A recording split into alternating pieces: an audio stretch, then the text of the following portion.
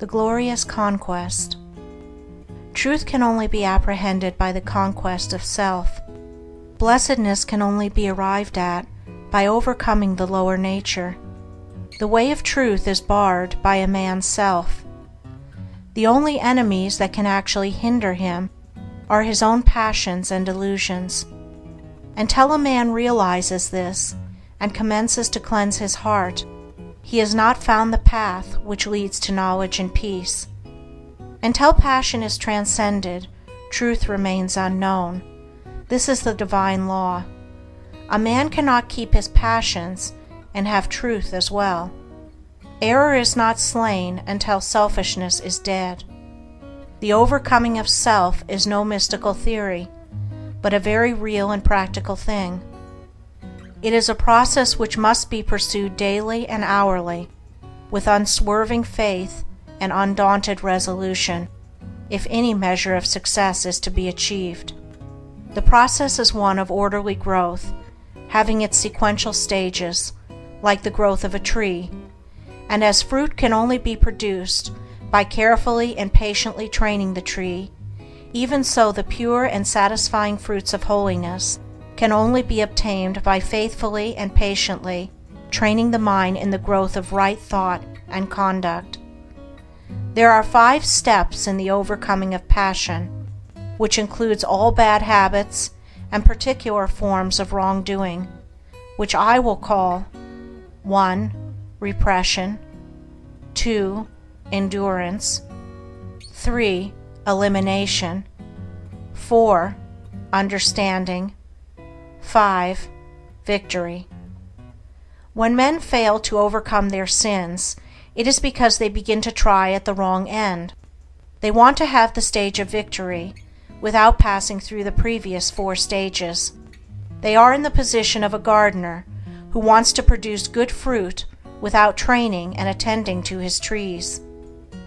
Repression consists in checking and controlling the wrong act, such as an outburst of temper, a hasty or unkind word, a selfish indulgence, etc., and not allowing it to take actual form. This is equivalent to the gardener nipping off the useless buds and branches from his tree. It is a necessary process, but a painful one. The tree bleeds while undergoing the process, and the gardener knows that it must not be taxed too severely. The heart also bleeds when it refuses to return passion for passion, when it ceases to defend and justify itself. It is the process of mortifying the members, of which St. Paul speaks.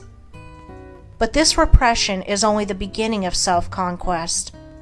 When it is made an end in itself, and there is no object of finally purifying the heart, that is a stage of hypocrisy, a hiding of one's true nature, and striving to appear better in the eyes of others than one really is.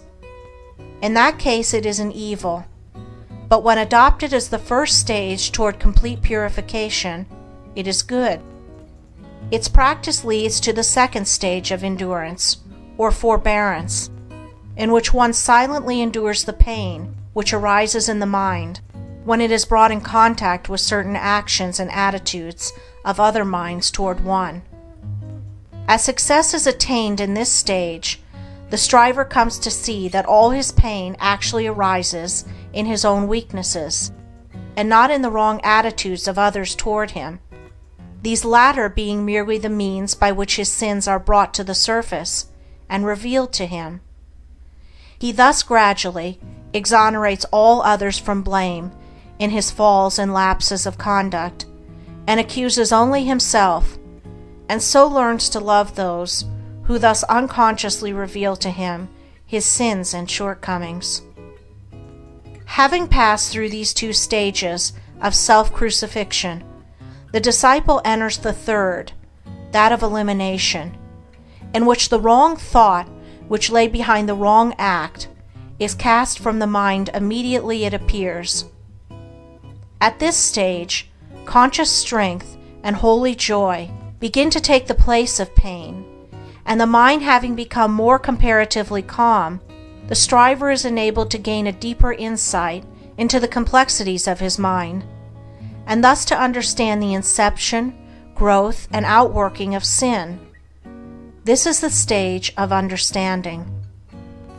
Perfection in understanding leads to the final conquest of self, a conquest so complete that sin can no more rise in the mind even as a thought or impression, for when the knowledge of sin is complete, when it is known in its totality, from its inception as a seed in the mind to its ripened outgrowth as act and consequence, then it can no more be allowed a place in life, but it is abandoned forever.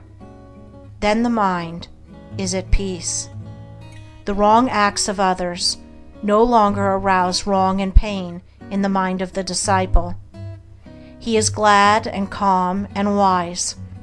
He is filled with love, and blessedness abides with him. And this is victory.